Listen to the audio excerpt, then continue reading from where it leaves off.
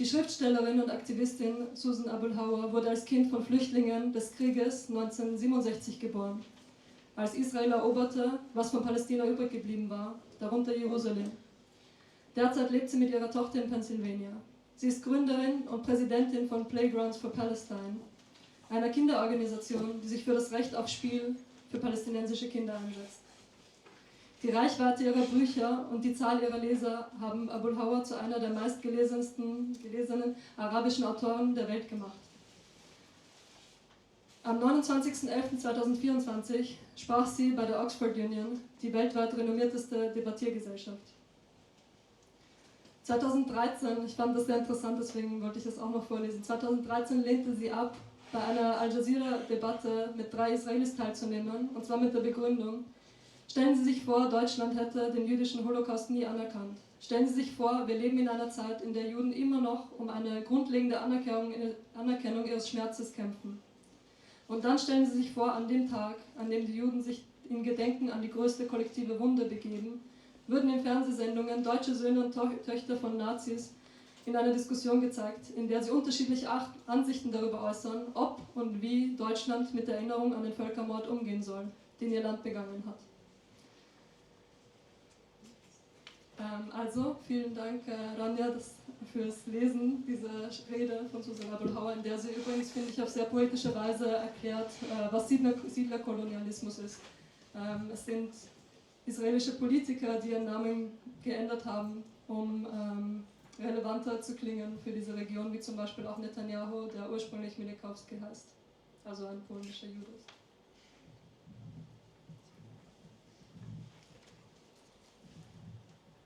I am here for the sake of history, to speak to generations not yet born, and for the chronicles of this extraordinary time where the carpet bombing of defenseless indigenous societies is legitimized. I am here for my grandmothers, both of whom died as penniless refugees while foreign Jews lived in their stolen homes. And I also came to speak directly to Zionists here and everywhere. We let you into our homes when your own countries tried to murder you and everyone else turned you away.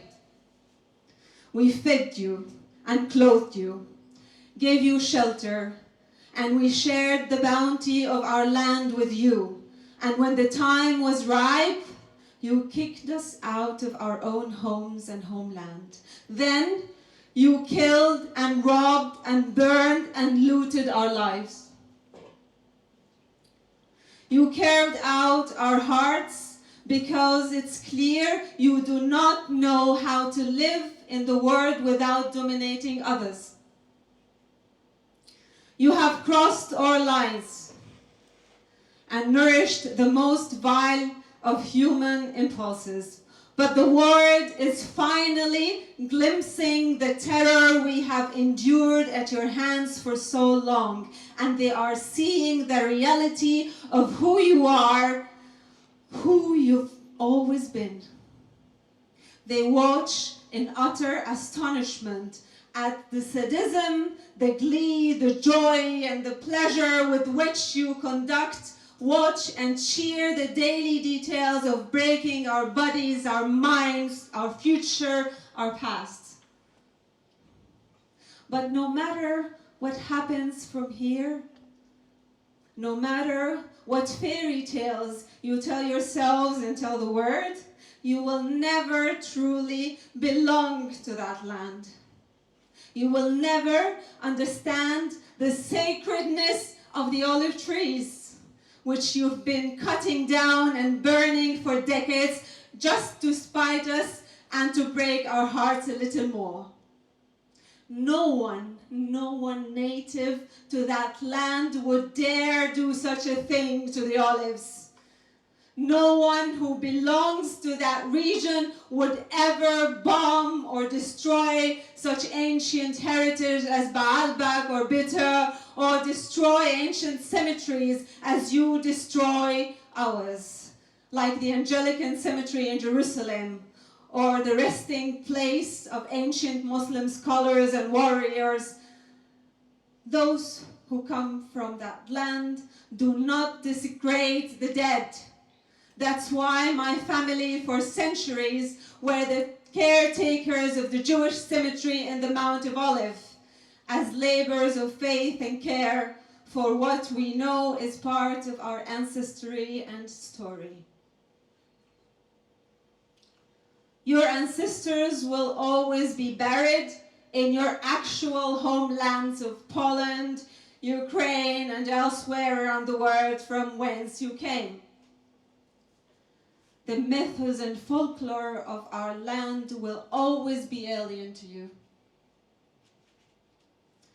You will never be literate in the sartorial language of the thobes we wear, that sprang from the land through our foremothers over centuries.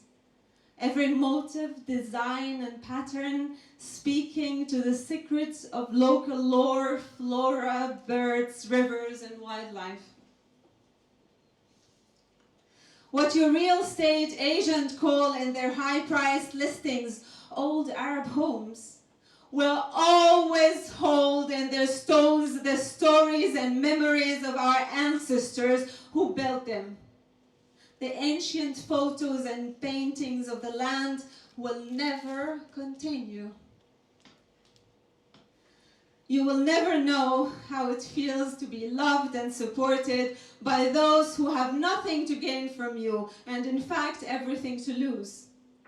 You will never know the feeling of masses all over the world pouring into streets and stadiums to chant and sing for your freedom.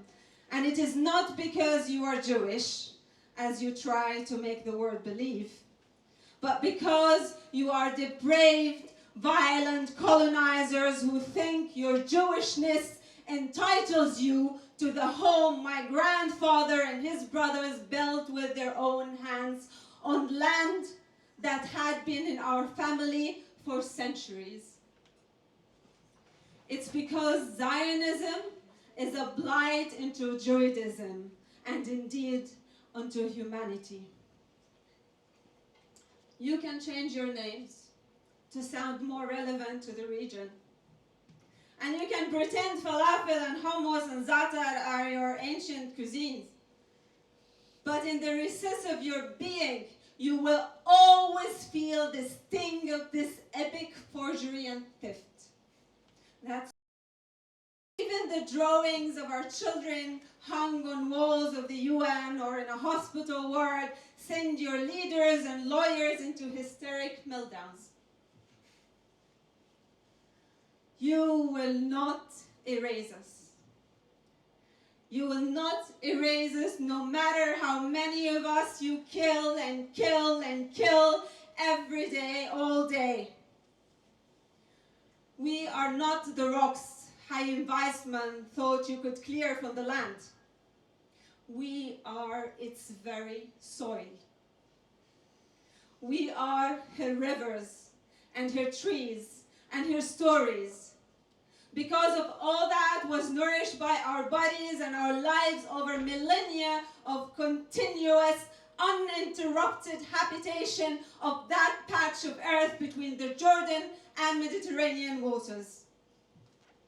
From our Canaanite, our Hebrew, our Philistine, and our Phoenician ancestors, to every conqueror or pilgrim who came and went, who married, settled, or prayed in our land, leaving pieces of themselves in our bodies and our heritage. The fabled, tumultuous stories of that land are quiet literary in our DNA.